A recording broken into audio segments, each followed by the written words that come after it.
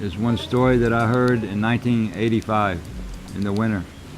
When a friend of mine had one cassette tape, he said that one man in Finland had told one story to him.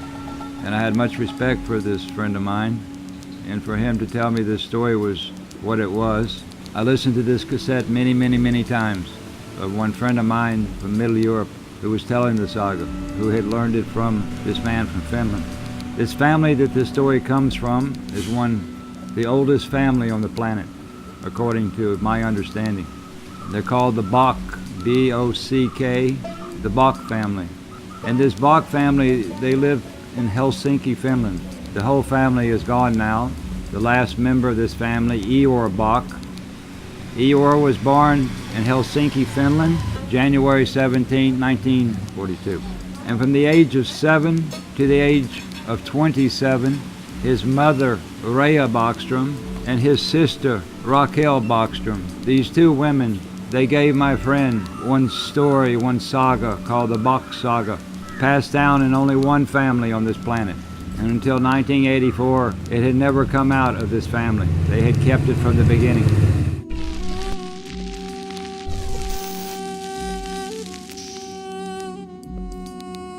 The story is one story, it's one his story.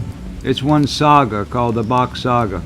The story is based in one root language, one first language on this planet. It is also a mythology, or what they call one mythology.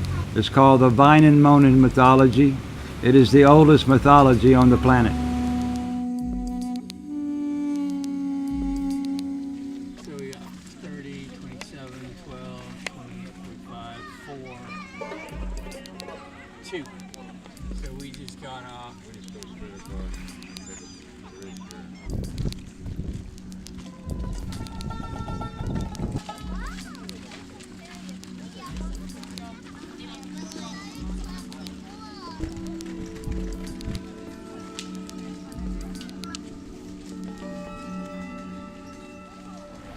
We're coming to one island called Susisaari.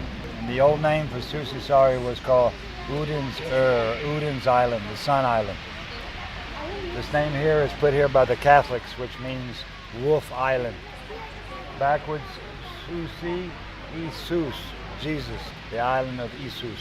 And hell, or what we call Helsinki today, the new name for hell, destroyed by the Catholics in 1050. In the year 1550, they rebuilt it and called it Helsingfors or Helsinki. But the original name for Helsinki was called Hell, or Hellstan, Uudenmaa. In Helsinki, there's 7 hills which had 7 temples.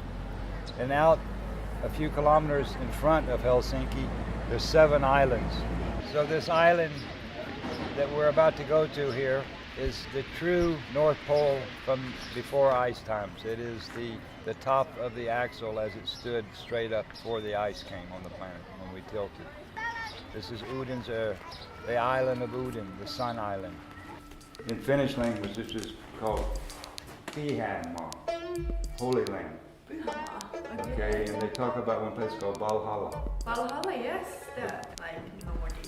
It's Nordic, but it's also Finnish, because they have Valhalla restaurant here somewhere. Yes, it's But the true Valhalla is straight down from this.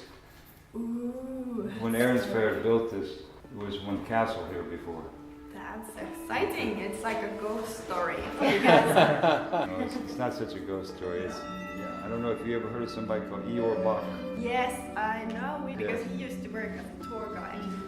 Yes, we know. His family kept one oral story Yeah. about this. The Finnish people really don't know where they come from. Yes. Well, he was very excited about like Finnish prehistory, that year. Yes. He made this kind of excavations. I was there from the beginning. The You were there? Lemminkainen temple in Akenpezeranta. Yes, I know that story. It's a very famous story. It's a big story. Yeah, it's a But lot of this, stories. anyway, we need to make the museum. I just need to make one small for the video in this room here. Okay, let's go do this room Let's here.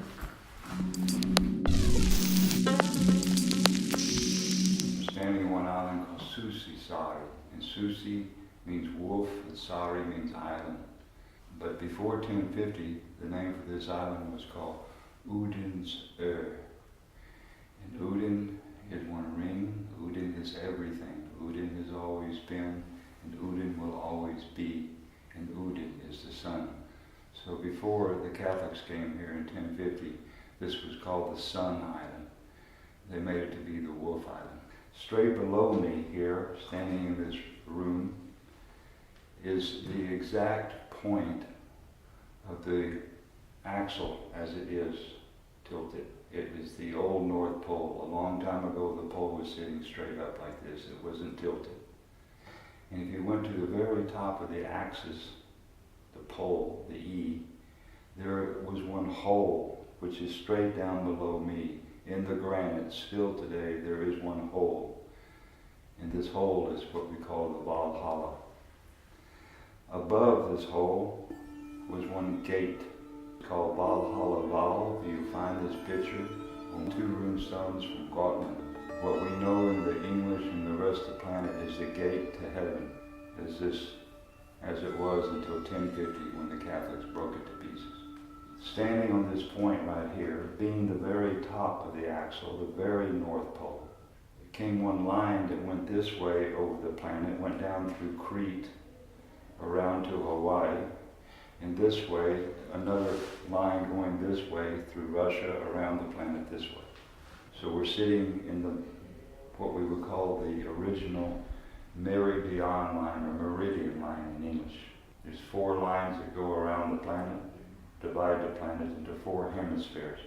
And we're standing right now where these 4 corners of the world meet.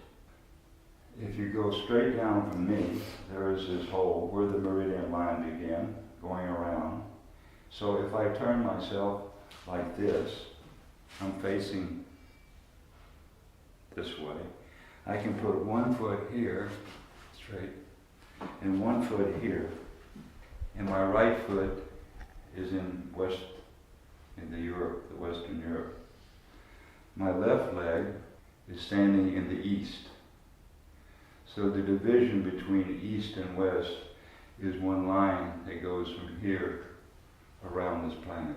This was the old 0 line. In 1675, the 0 line was moved in one map situation. The Dutch created one map making one new 0 line.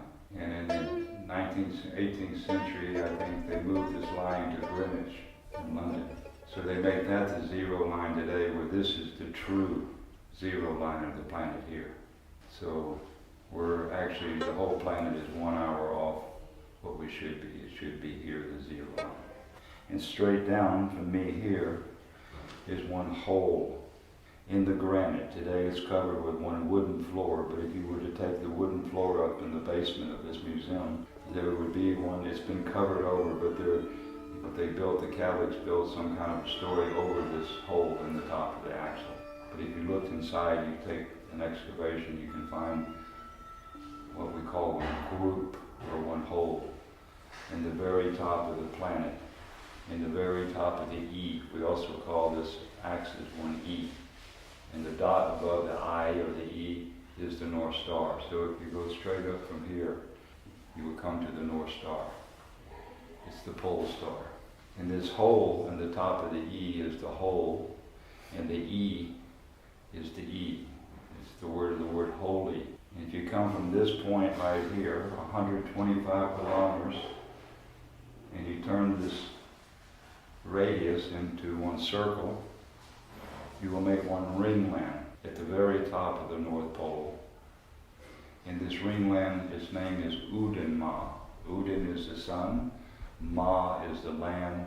It was called the Sunland because the sun was making a 24-hour golden ring around this island in what we call the Paradise Time, before the planet shifted over. In the Bock Saga, we explain about a time before the ice on the planet, what we call the Paradise or Paradise in English.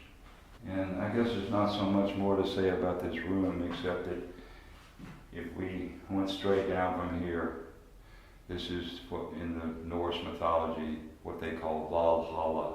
This is one Val, one wall. and below is one hall, one hole. And law means all, means everything. Law means the law. So in this story it said that all the soul and all the spirit, when we died, went back into this hole when we were sitting straight up and down.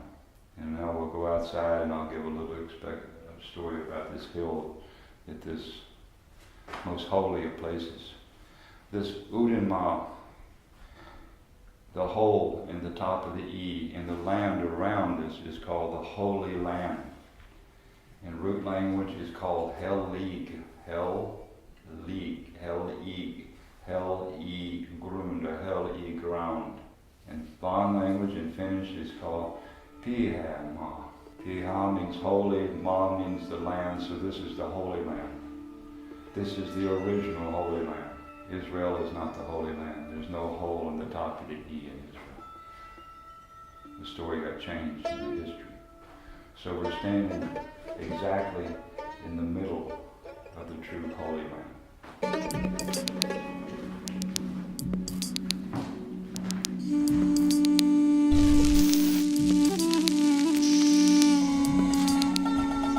We're standing here on the island of Uden, and in the paradise time, there was one ringland here called Uudenmaa. If you still go to Helsinki, you can ask anybody where Uudenmaa is and they'll say you're standing in Uudenmaa. So it's still one name that they know about today. Around Uudenmaa were 6 more ringlands. I think I know 5 of them. Towards Estonia was Estenmaa. Towards Russia, Kymenmaa, Hämeenmaa, Leevenmaa, Turenmaa towards Turku. Anyway, 6 ringlands around 1, 7 ringlands at the very top of the planet. And out from these 7 ringlands, this whole planet was divided into 250-kilometer ringlands, more than 2,000 ringlands. And in each of these ringlands were living 3 classes of people: Jarlar, Karlar, and Traillar. Jarl, Karl, and Trail. Jarl in English is the Earl. Kar is the gentry or crofter, the middle class, and trail we would call the serf. So we had 3 classes of people. This hill that we're standing on now, going like this, in the Finnish language we call it Kuuntelavori. Kuuntelavori. And ku is the moon, tel means to tell, and vori means mountain. So it's the mountain where you tell about the moon. And the root language is called Lysnarberget. Lys means to listen. Nar are the information people in the second family of this story. The Nars, they're taking out the information. They're the narrators, the narrators. And Bore means mountain. Lysnarberget. Berget means mountain. So in English we call it the Nars listening mountain. Where we're standing now in the paradise was called the arena. And arena is one place where these Nars, these information people from the Rusette, they came and they stood here, and behind you, about where this bushes are, they built one big fire. And these Nars in the very top of this hill, I'll come to that when we get there, was the king. And these Nars would scream questions across this fire to this Ra, to this king. There was a tower behind this place called Glanshem, which was one tower looking down on this Valhalla Valve, looking down on the gate to heaven. So the whole concept of the All-Father at the top, looking down on the top of the planet, it comes from this island here. It's not really somebody living in space out there who's looking down. It was at the very top of the axle, there was a tower called Glanshem. Glans means shimmering, hem means home. It was one tower covered in gold, so you could only glance. And in the top of this tower was the All-Father of the planet. In the Van we call him Ukko. In the root language we call him Gube. In English we call him Per. We're all sons and all daughters of Per. We're Per's sons. He's our parent. We come from his sperma. So Per went to father. And standing in the top, sitting in the top of this tower was one small niche where the All-Father of the planet could sit down and look to the gate of heaven. Because this is what we would call the gateway to heaven. It's called Valhalla Valve. At the base of this hill was his son, Ra, the king, what we call Kuning As. In Bon language, Ku is the moon, As are the As people, the As that represents the moon. Kun in the root language and king or Ra. This information system was where these Nars could scream questions to the Ra. Ra would turn around and scream the question up to his father in the tower above heaven, above this Valhalla. The All-Father would hear the question. He would stand at the top of the planet like this, a living human being, not one. And in this, he would sit and think about this. He would, what we call Kela, he would think very deeply about this question. When he had the answer, he threw the question back to his son Ra, and Ra threw the question, the answer back to the Nars down here, so they could hear what the All-Father and this Ra in one parliamentary system. These Nars would now go out via to these ringlands, one Nar to each ringland, taking the program that pair or tour. Pair is also tour. Ra is the king, and the Nars are the Nars. So the Nar, Ra, tour, and tour standing like this in one T. And these Nars would take this program out to the middle class of people called Kar people. And these Kar people had something called one Rasti. And Rasti is a ring with an even cross in the middle, just like this place where we are right now. It's the center of the planet, and these meridian lines go out and make one cross at the North Pole.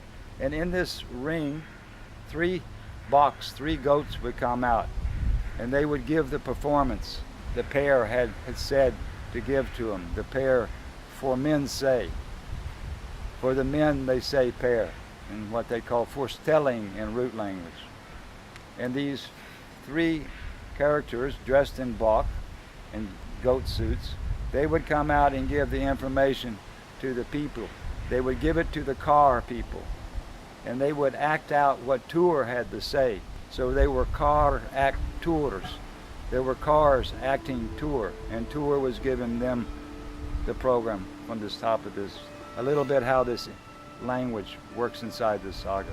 So this is the arena, and now we'll walk up this Lisnarberry, this Kung Telavori, this Nars listening hill, and we'll walk up to the top and give one story from up there.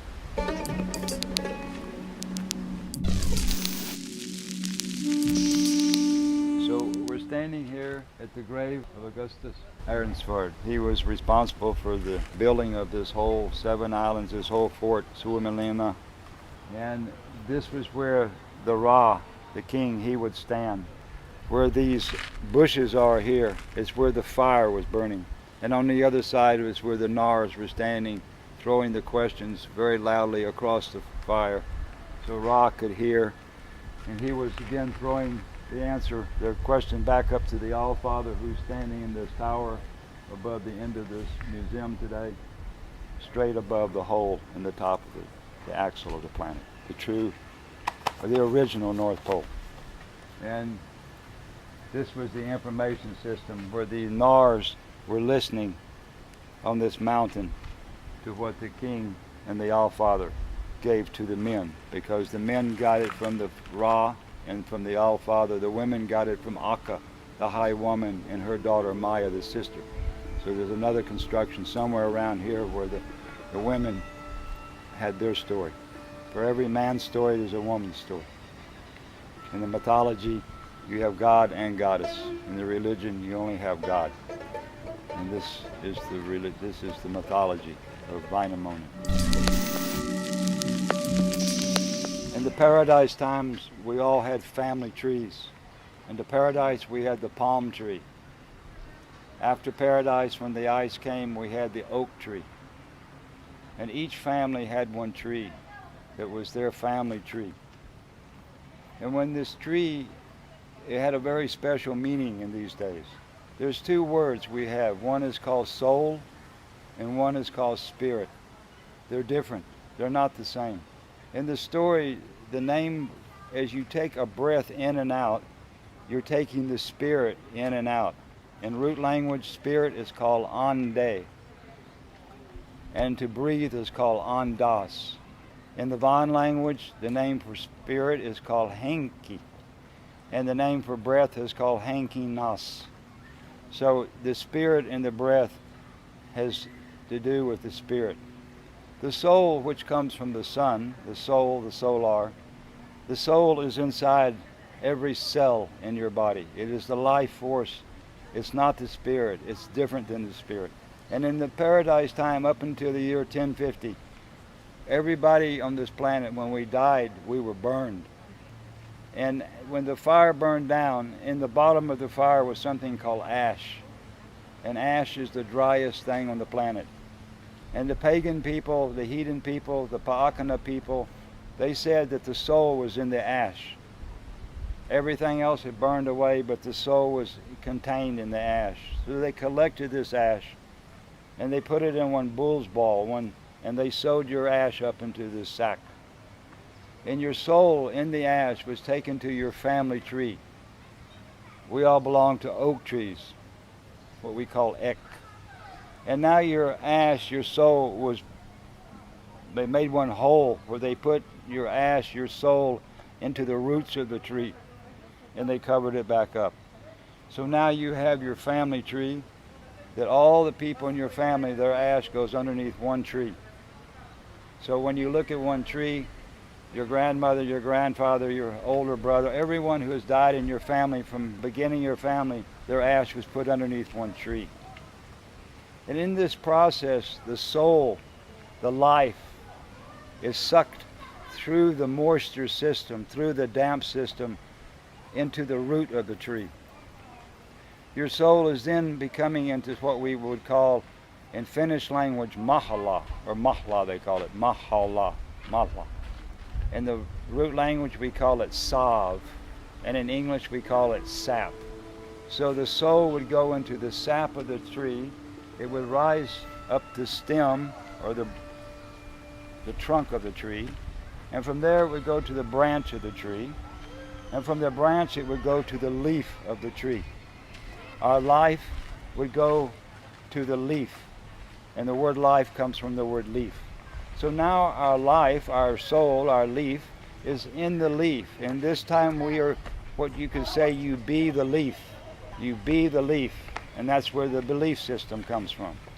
From the leaf, the sun, which makes the soul, sucks the soul out from this green of the leaf, and now this green, the soul goes back into what we call in the root language centrifugal, or English centrifugal force. And all the soul and all the spirit on this planet would go back into the air and spinning around and around when the planet was sitting straight up and down, and it was all brought to this hole in the top of this pole, to what we call the holy. So all soul and all spirit from all living things all went to the hole. And this is what they would call the heaven. In Van language they call it Taiwan or Taivas. In root language they call it Himmel. In English we call it heaven. So this is where the true heaven, or where our soul went to. The man who's standing in the top, he's called Ukko or Vainamonen. He's called Gube, or in English he's called Per. And he's standing straight over where this soul. He's a young man, he's called Lemminkainen. And Lemminkainen, he's the breeder. And as he's making children with the Yotsin, the Bock and the Swan, Lemminkainen, Yotsin, he's breathing the air. So the soul and the spirit is going back into these people as they make this story in one ring of soul, as we reincarnate back into the human race, because all people are coming out from this All-Father and this All-Mother. This is the very center of hell. This is what we would call Midgard, the garden in the middle. And we're standing on the old Valhalla right here. So there really was an All-Father looking down from above the planet, from one golden tower, looking onto the gate of heaven. This is called Valhalla Valve. And standing in front is called Ra, or he is also Kuningas in Van language. He's called Ayers in root language, and we would call him the king in English. Kuningas, Ayers, and king. And this is a story about how the soul goes back All this was destroyed by the Catholics in 1050. There came 30,000 men from the Vatican who came to Udenma, and they made a ring around Udenma, and they came to the middle, and they killed all the Finnish people here. And so at this time, the Finnish people, they lost their history. The Finnish people have been here many years, but the history, they don't know where they come from, the Finnish people. When the church came here, they destroyed. The Bock family, they ran into exile. One went up to Kajani, and the Allfather went up to Korvatuntri. And this was where the Yule Puki, or the Santa Claus story, comes from 1050 to 1250. Maybe we'll save that story for another day.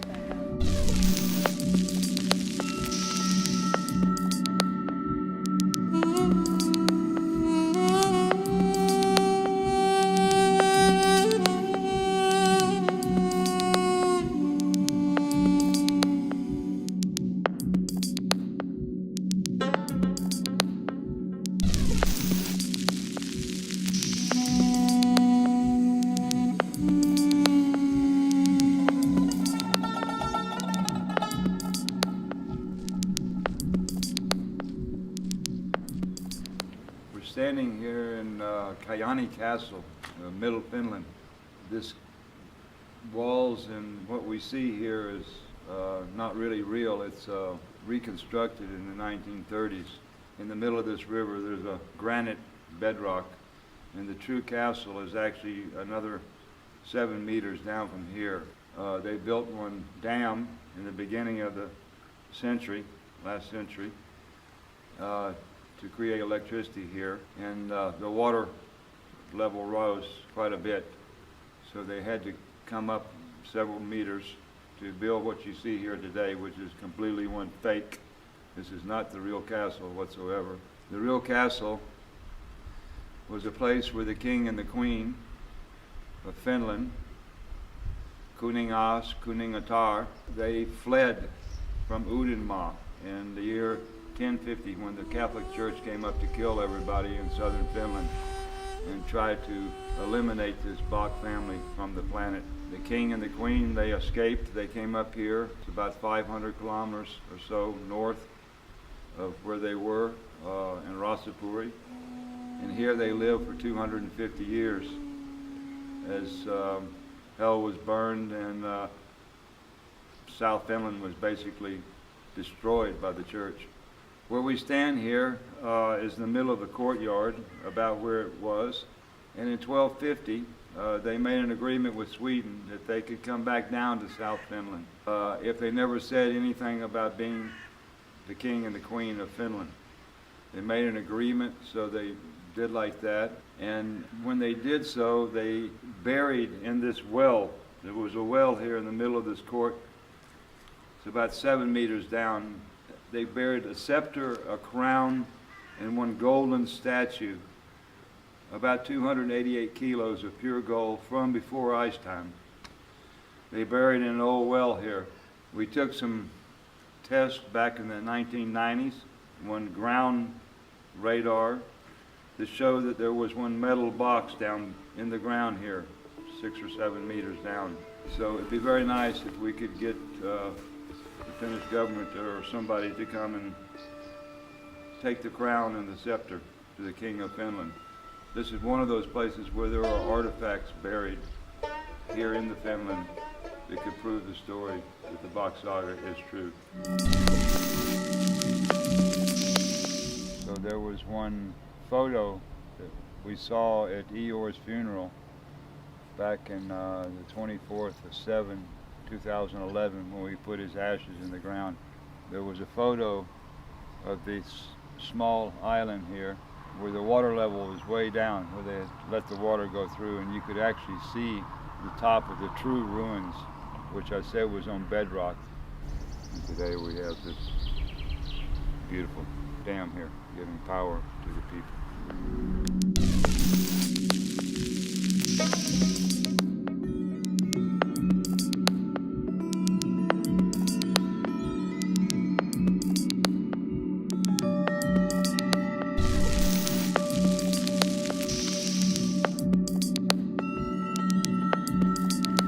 standing here into the entrance of the Lemminkainen temple.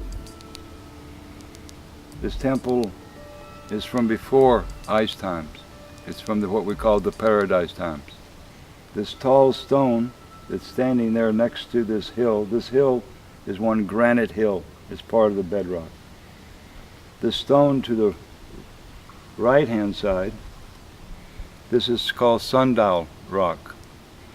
And as we go down, we can take a more of a photo of it. The trees have covered it up now.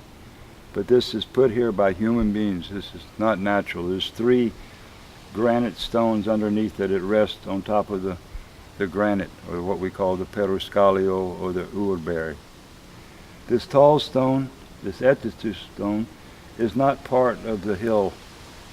You see this crack that goes down. The stone was put here. And if you look to the texture of the granite in the top of the stone, it's not the same texture as this stone. So this stone doesn't belong to this hill. This is separate from this hill.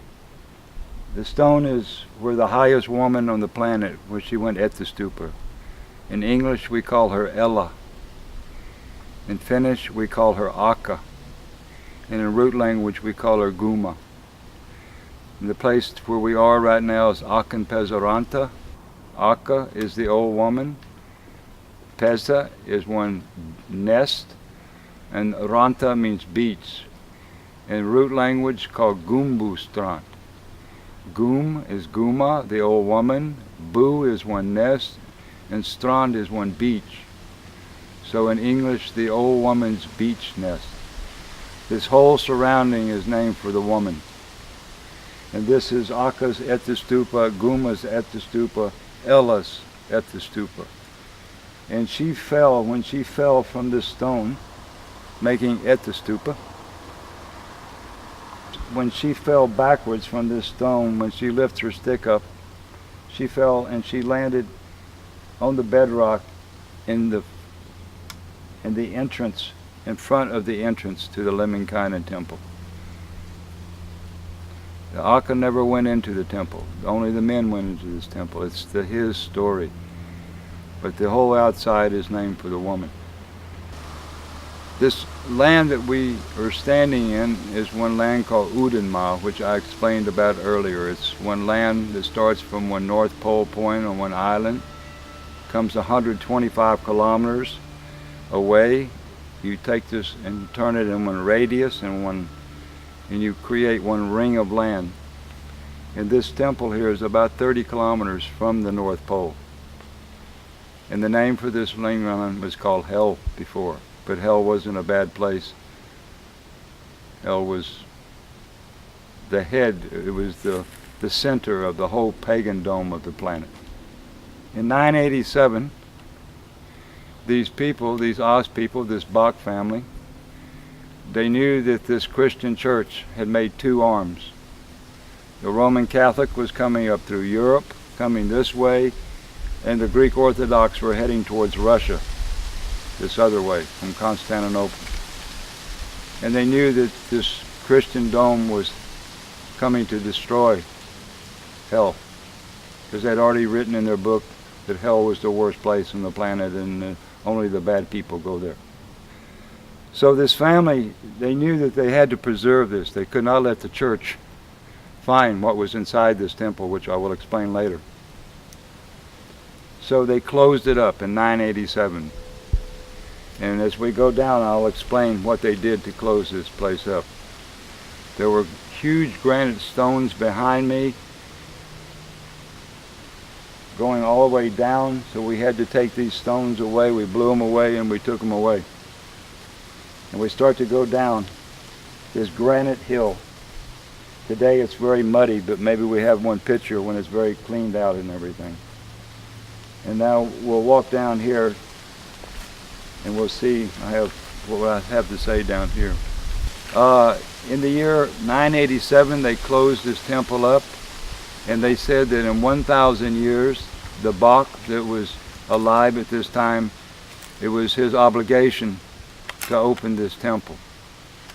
So 1987, a group of us had met in Goa with Eeyore Bock, And he told us about this temple and what's inside this temple and its purpose.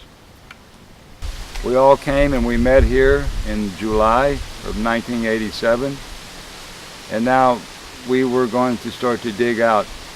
And I was given the title of Digging Master #1 because I started the first day to dig on this thing. We worked 4 years to get to where we are, but anyway, we'll continue down the mountain and I'll explain what we found and how we found it. The first thing was my good friend Kevin Woods stood on top of the Ethastupa with one broom, and he pushed the broom off and it spun and came down and landed, boom. And that's where the Aka, that's where the Guma, that's where the Ella, where she landed when she went Ethastupa. Right where this entrance, this cave entrance is, we start to dig about where the water level is there. You can see the wet level. That was sand up to that level, a little bit higher actually. And we came down from there to just above the entrance to the cave, and there we came to 3 granite slabs, completely rectangular, stacked on top of each other. The picture shows 4, but there was 3, and between each granite slab was one layer of like this clay. So as we drilled the drill into this rock, it would go about 1.5 meters, and then it just woo. So the drilling master, Heikki Akulen, and he could straight away understand that this granite, completely rectangular granite, inside this natural surrounding, it wasn't natural, it was put there by human beings.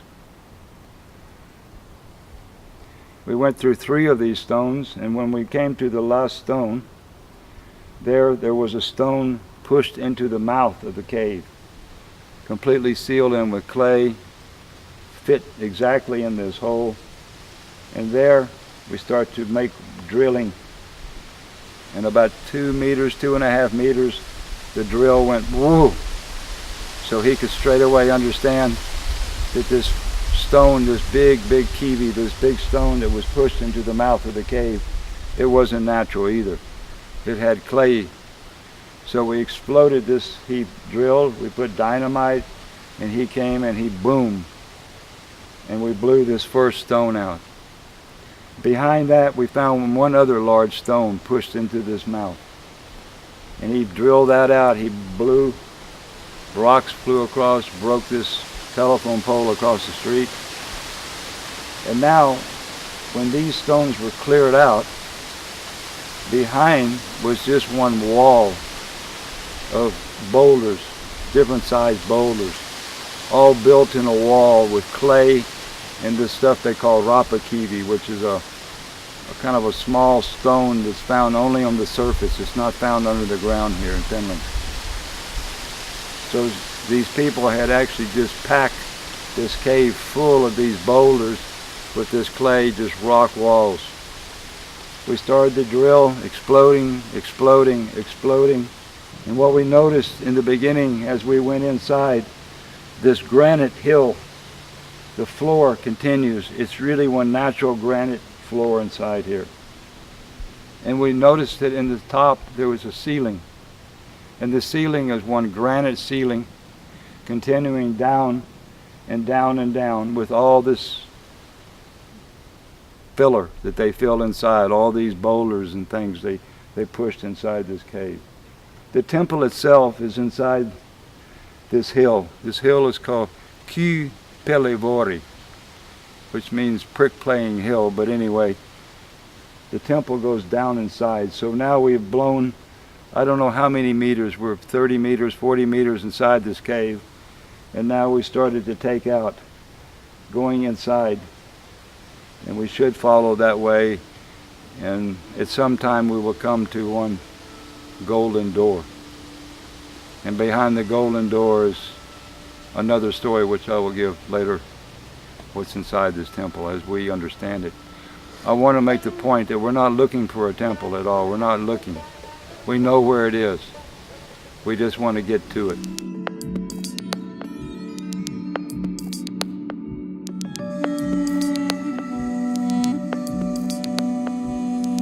This level here that you see, this light, is about level with the road, a little bit below. And this is where the sand, where we started to dig. Eeyore had some plastic buckets and some shovels he had already put here, so on the 19th of July, 1987, I came down here and we started to take some buckets of sand out.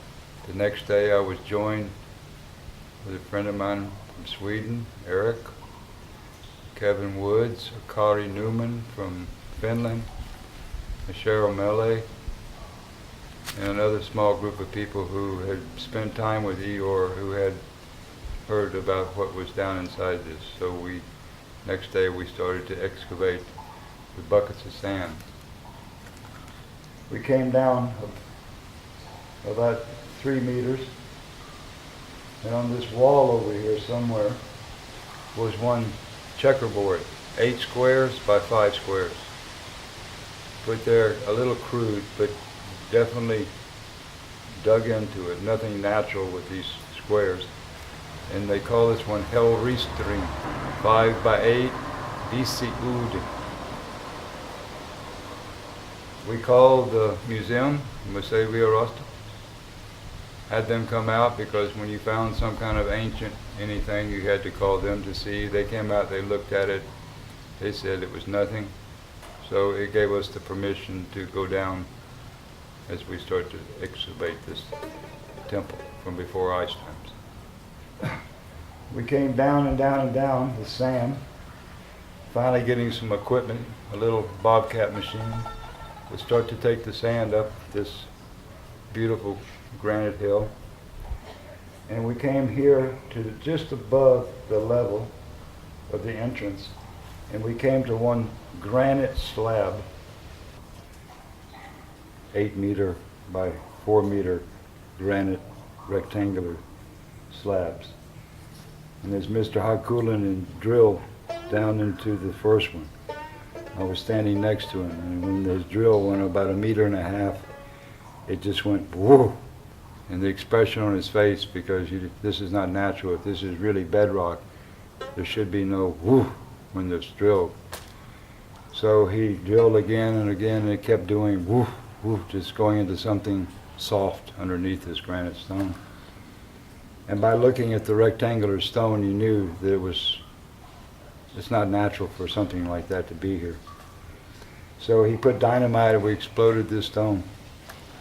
And underneath it was another one just like it, completely rectangular. It had been put on top with this like clay, they call rapakivi. It's like a clay substance, small stones.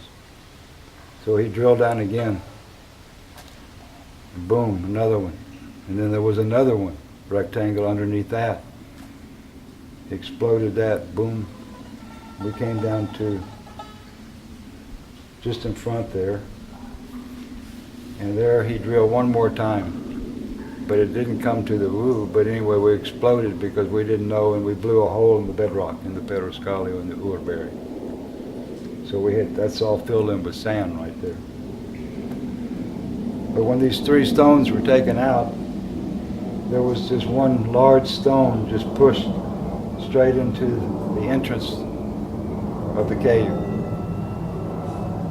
And he drilled through that, and behind that was also woo. So he knew that wasn't natural either. So he put dynamite, blew it out. And behind that was one more stone, almost the same size, on the second big. He drilled through that, and same thing, woo, exploded it out. And then we just came to these walls and walls and walls of rocks set in with this kind of like cement stuff. And we kept blowing a little more and more every summer, 88, 89, 90, until we came down and we start to go this way. We follow a perfect granite ceiling going down, a perfect granite floor going down, and in between is just this stuffed willow rock walls. And you can see where it's all settled because you can see the ceiling continuing down. So it's just to continue the ceiling. The ceiling, the proof is in the roof. So if we can just continue the ceiling, and follow and take everything out that's not natural, then we'll eventually come to one golden door. And I'll explain what's behind the golden door in another thing later on.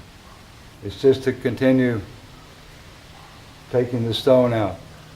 And we don't know how far we have to go. We could be one explosion. We could be 1 meter. We could be 30 meters. We don't know. The doorway has to be higher than this water, though. So the door must be up in here somewhere. But we're continuing down like this. This whole room is one water lock. Somewhere in front of us is a plug where you can pull one plug and the water, as it rains, it just goes out to the sea down the hill. But they put the plug in. When they didn't use the temple, they put the plug in and it filled up with water. When they wanted to use it, they pulled the plug out and this whole thing would just drain out. Today we have to pump it out over the road because we haven't come to this plug that's somewhere in front of us.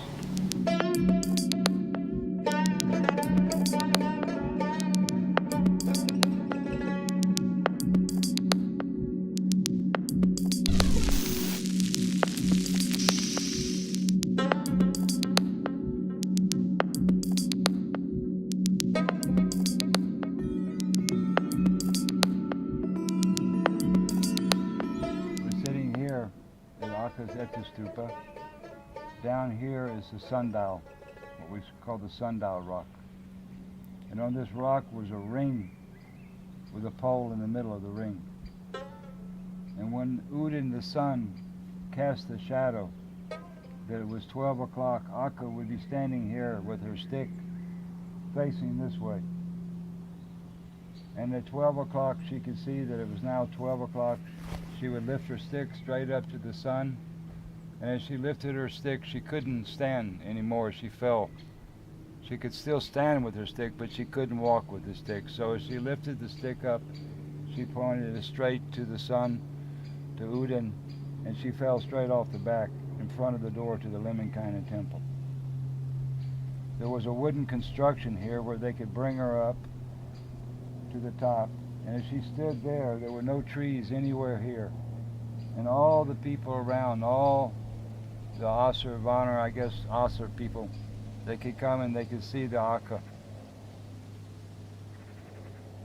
And this is the top of Kipelibori here. The temple is straight down inside here. We've done radar machine tests on this mountain. I was here when Mr. Kopinen did a test, and I helped him lay the wires out, but we never put the machine on that point there, which is probably just about where we are inside the cave, is underneath this stone somewhere here. We've gone to the mouth, we've gone to the back of the stone, and now we're coming down inside this hill here. And that's where we were, where we left off in 1990 when everything stopped.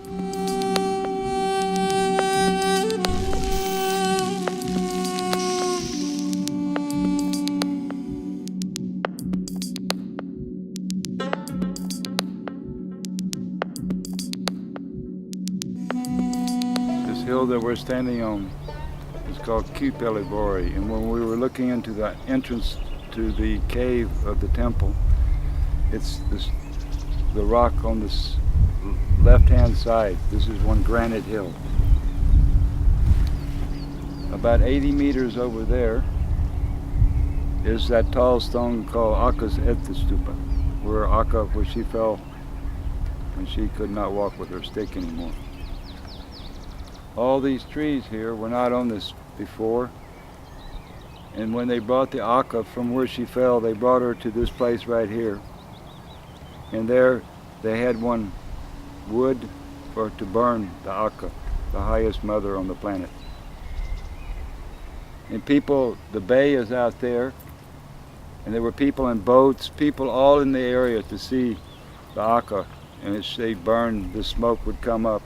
So people come from everywhere, all over, because she was our all-mother. And they could see the fire, the smoke from Akka as she was burned. And this is the burning place where they brought the Akka. From here they took her ash and they carried it over to the Snapper Tuna, where we were at the Snapper Tuna Church.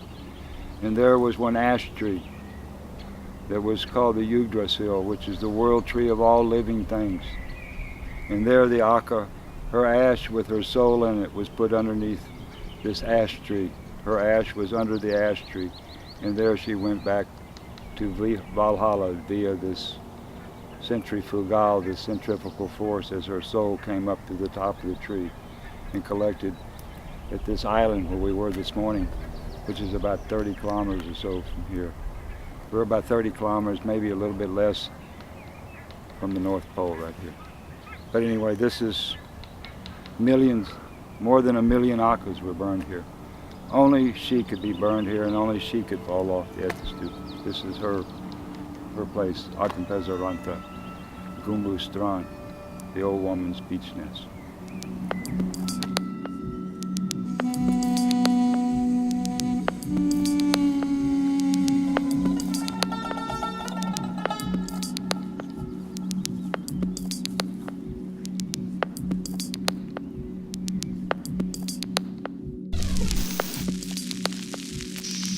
Now we go to Rasapuri, the oldest castle on the planet.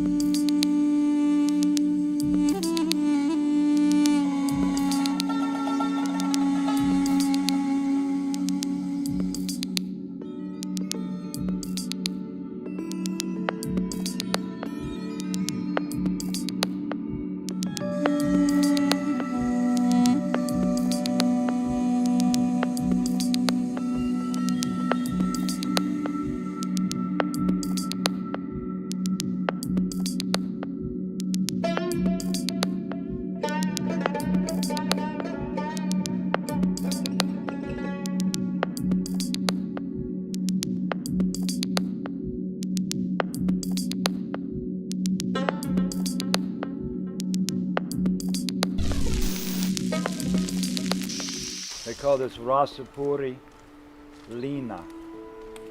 Ra is the king, Ras is the race, and A is in the sperm, Ras A. Lina is the line of the king. Just plain.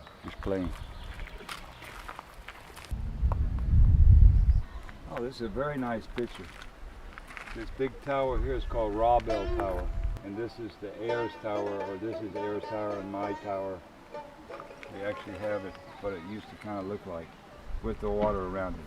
But it was covered with a white chalk, so it made the reflection of a white castle on top of a rock in the middle of a lake. And this is where the Cinderella story comes from. Ella is another name for the Akka, a high woman on the planet. In English, it's Per and Ella. In root, it's Gubma and Gube. In Avan, it's Ukko and Akka. So, see in there, right there, Ella. There, Ella, Cinderella, who is the mother of Maya and the mother of Ra. This bedrock that it's sitting on top of is called one kast. And when you build one construction like this, and the king, he could tell from the kast. So it becomes one kastel. He cast out, he cast. In Finnish language, kaste means to baptize. So this castle is not built for fortification, it's a baptism. Before the baptism was a different baptism that we know today. It was a water baptism, but it was from the king. And he could cast A, he could cast A, and then you put L on the end of it, it becomes castel, which we call castle in English. We leave the T out, and we make it castle. But it's actually castel. This is the oldest castel on the planet. Foundation stones of this castle is from 9,034 years ago. This castle, it's the winter house for Ra and Maya, the king and the queen. The towers were knocked down by the Catholics They came and they destroyed this castle in 1050. And this is when Ra and Maya, this is when they went into exile up to this little castle Kayani that we just came from. The name for this castle is called Ra Se Puri. Ra is the king, Ras is the race, Se is the sea, and Puri is our family trees. Our Pu means tree, Re means again and again, so you can read the tree of your family in the race of human beings. Lina means line, so it's the line of Ra. And this castle we're looking at here, this foundation stones are from 9,034 years ago. This is the oldest castle on the planet. In the east we have palace, and in the west we have castel, or castle as we say it today. This is the winter home for Ra and Maya, the king and the queen. The king, he represents the moon. In Bon language, Ku means the moon, and As means the As people, so he is called Kuning As. Tar means female, moon is the moon. Maya, she also represents the Ku, the moon. She's called Kuning Atar. This castle was once in one lake. In this fine day, this castle was covered with white chalk. So it was one white castle. And the reflection in the lake, when you came up on to Rasapuri, it was a white castle reflecting in the water with white swans swimming around and around. They had one system. This is what we would call the court of the Asur. An Asur are the highest family on the planet. And this Asur had one giving system. This place is in a place called Tuna, before Tuna Stad, today snapper tuna. And you could offer fortuna, where our word fortune comes from, fortuna. And tu is two, and na is knowledge. You could offer for the knowledge of the two people, which is the king and the queen. The people of this planet very much appreciated this king and queen. And this whole ball was represented in ringlands, more than 2,000 ringlands, with Jarl, Carl, and Trail people living in each ringland. And every 50 years was one heir of Ra, one Per-i-ud. And in this 50 years, we were making beautiful, beautiful handicraft on the planet. Made from gold, because gold belongs to the sun. Gold never tarnishes. And stones, beautiful stones. And they had no value, because gold had no value except that you could make beautiful artifacts, beautiful handicraft from the gold. And we call this, in English, we call it aesthetics. In root language, we call it estatik. Es is the sun, ta is the take, and tik has to do with time. Tick tock, mathematique, antique, antiquity. So these beautiful handicrafts that were created on these different ringlands over the planet were sent up to this castle. They were sent to this court of the this Asaner's court, in one system called Yehovah. Ye meaning to give, ye, yo, ye, yes. Hov meaning the court itself, the castle itself is the hove, coming from the word huv, which is the shape of one horseshoe, which is one of the symbols of Ra. The rose, the horseshoe, is a symbol for Ra. And every 50 years, inside this castle become full of beautiful, beautiful handmade artifacts from a time we have no idea that humans even were in existence. And every 50 years would become a new Ra and Maya, because the old king and the old queen, the new Kuning As, the new Kuning Atar, they would become old. They would become the old king and the old queen. And every 50 years became a new Ra and a new Maya in one line of race-making family. And in this period of time, this castle would become full of these beautiful aesthetique or aesthetics. And they had to take all this aesthetics or this aesthetique out from this castle and they had to store it somewhere because the next Jehovah system was coming, the next giving system to the whole of the Ah. And so they went about 30 kilometers to the east of Helsinki, which was the old name for hell. Hell was destroyed in 1050, which I'll come to in a minute. And there they had something called the Lemminkainen Temple, which was one small little temple, which we will cover when we go to this place. But it had one storehouse where they would store these eras, these Jehovah systems, in one time where each Ra and Maya would store those periods, that artwork, and then the next was the next and the next, and one over 1 million generations of this Bock family. So you can think that's 50 million at least.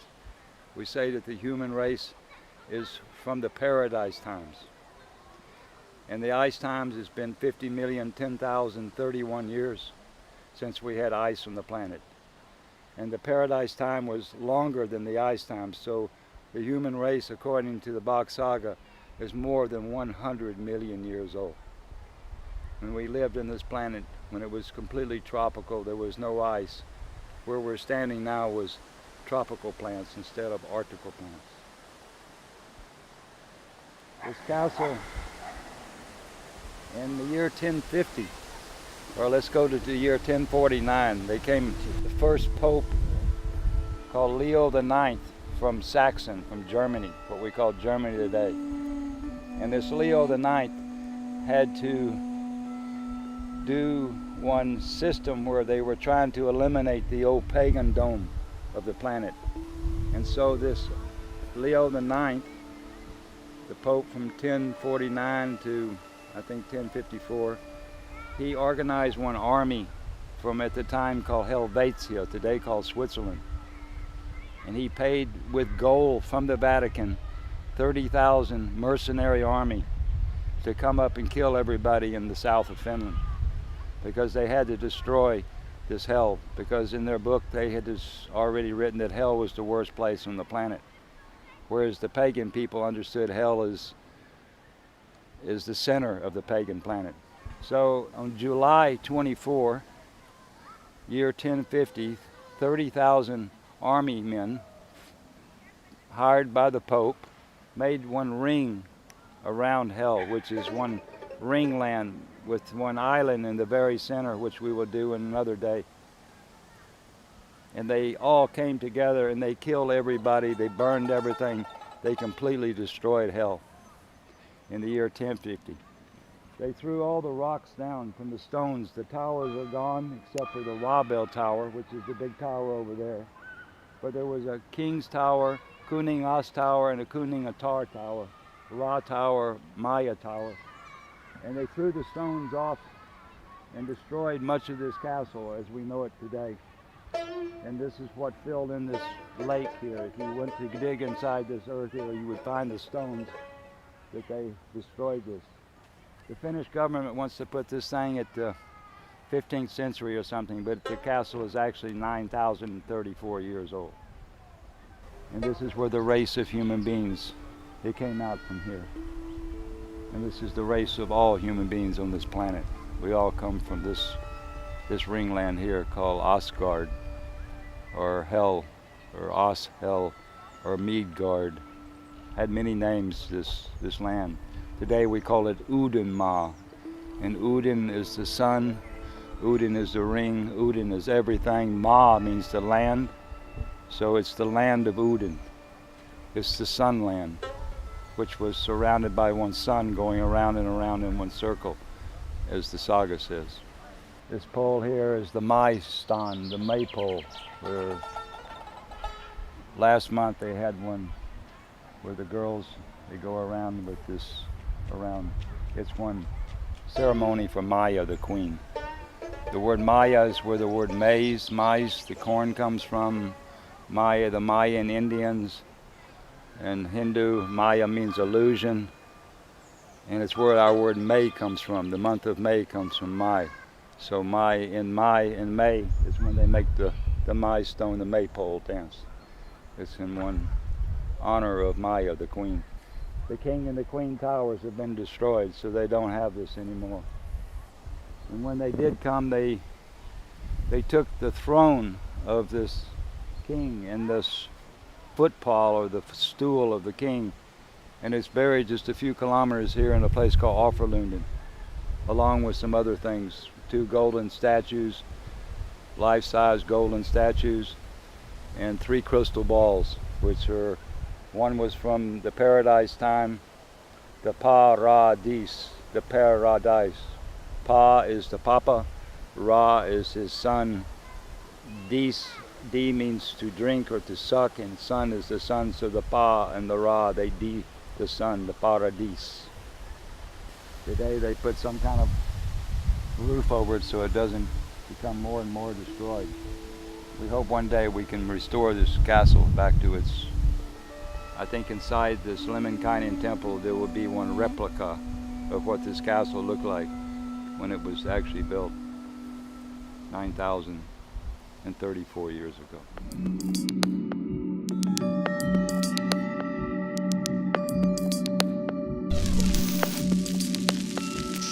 The tower here is called Ra Bell Tower. It had one shape of one bell for the top, and the king Ra, or Kuning As, could stand in this tower and he could tell what he had to tell. Kastel. You tell from the Kas, one Kastel. So Ra, he could tell the information. There was this lake everywhere where now his voice come across this lake, so people all around a place called Tunastad, and the people could hear what Ra had to say. And I'm sure there was some system for Maya, but I don't know the system. But for every system of the male, there was also a system for the female. And Ra and Maya were brother sister. They didn't make children, either one of them. They were part of making the race of people, but they themselves, Maya was virgin, and her 6 sisters, called Hexa, they were also virgins. And the first 11 boys in this story, Ra, the oldest, didn't make children. The 12th son, who we would call the Bock or the Lemminkainen, he was the children maker of this highest family called Piruet. P meaning one circle, Ru meaning peace, and Et meaning family. Here in this Finland today, the sound Piru means the devil for them. But it means the peace ring family. Pi-Ru Et.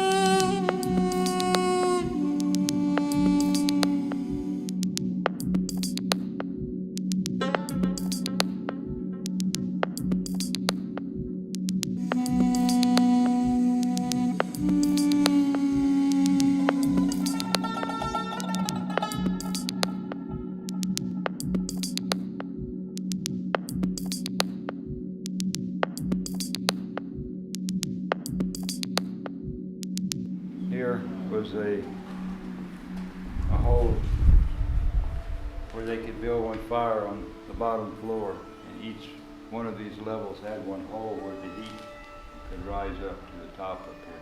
This room, I think, one bell-formed tower, because it's called Ra Bell Tower. A long time ago, the people could look up to the sun, and they understood that the sun was the soul, the source of life. And so they could build one sun temple, which the Lemminkainen temple is one sun temple, dedicated to the sun.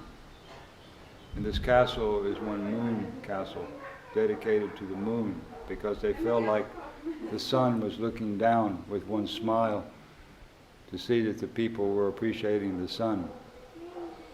And the moon, also, the light side of the moon is the Ra, so the man in the moon is Ra. And the moon could look down on the people and see that the people were appreciating the moon. The idea of the The religions put the God in the space looking down instead of the sun and the moon looking down. The sun has consciousness because it's creating everything. And the moon is part of the consciousness too, because the moon is part of the whole system. The best friend of the moon is the sun. So Ra is best friend is S, the sun, the Ras. So the sun and the moon have much to do with this whole system from before. The people appreciated the Ra and the sun, the moon and the sun. And Ra represent the moon, not the sun, as we think today, as the Egyptians said. The light side of the moon is the masculine side, and the dark side of the moon is the feminine. And the feminine doesn't mean, the dark doesn't mean negative in the story. The dark, it just means the mystical side. So there's moon stories. There's stories from the light side of the moon, and there's also stories from the dark side of the moon. Maybe the dark side of the moon stories are a little bit things to look out for in the life, to be aware of. The pagan people, they understood things much different than how we understand today. Today they want to say there's thousands, millions of suns, when there's really only one sun. And they want to say there's hundreds and hundreds of planets, where there's really only one planet. And they want to say many, many moons out there, where we say there's only one moon.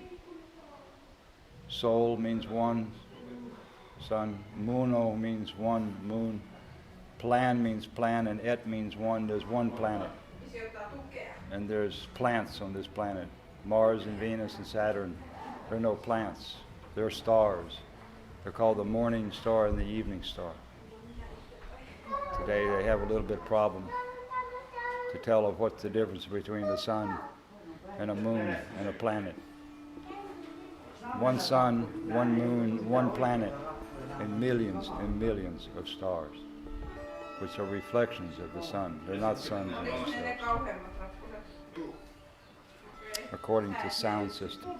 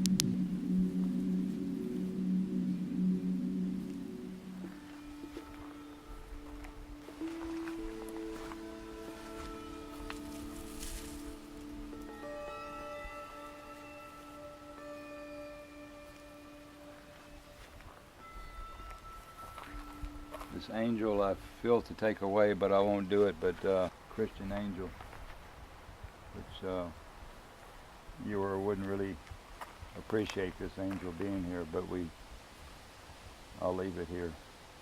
I brought 5 boxes out here, 5, I think, oak boxes with his father Canute, his mother Rhea, his sister Raquel, his brother who was killed by Lenin, Raphael, and one more. He put these 5 wooden boxes when the ash tree was standing here. He put these underneath the roots of his ash tree. I think in 1985 or 84 or something, 86 maybe, I'm not sure what year he put these. And there's only one member of this family whose ash is not put here, and that was his great aunt, Christina Victoria Bockstrom, who is the sister of Knut Victor Bockstrom, who is the son of Carl Gustav Bockstrom. And this is where the ash of our friend, where it lays today. One joint here for our good friend.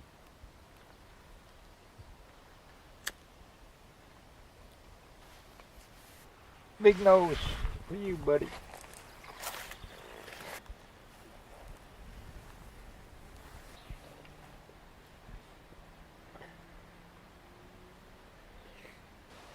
Bombele, Bolnat Bomshankar, Bombele Shiva, Shankari Alex Shiva, boom, for you. This land belonged to the Bock family. They gave it to the church, Snappertuna. There used to be a devil on top of that cross. Up on the top was a wind. Now they've taken it down and put the symbol of Tour up there. And that's the Snappertuna church.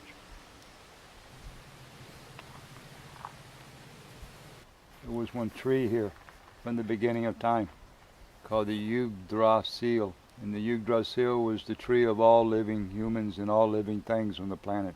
You see many, many depictions of this world tree and many, many different things. And where we stand here was where this tree was one ash tree. And the curator of this place, of this church, they cut the ash tree down in the late 80s. I actually stood with my arms on this tree at one time. These 3 grand trees, these 3 pine trees, they crowded out the tree and he cut the whole thing down. Every member of the Bock family, since Frey and Freya, the first 2 humans on this planet, their ash went underneath this tree. And Eeyore was the last member of this family. And on the 24th of 6/2011, a group of people from all over the planet, we all met here to put our friend's ash here where this is today. Oh, that angel just killed me.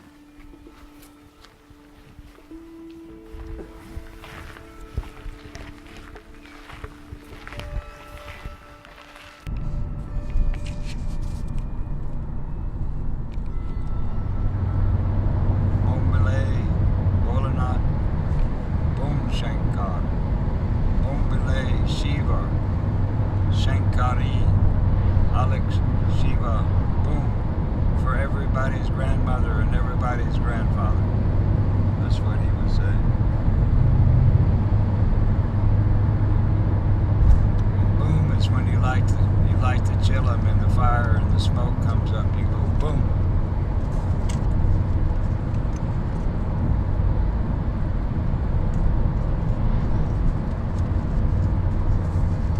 Eeyore's family was the family of Shiva. The sun is the Shiva. It's always Shiva. And the moon is on the full moon, it's the Shiva moon. It's not the new moon like they say, it's the full moon. Shiva means one flat, like disc. So there's sun Shiva and there's moon Shiva.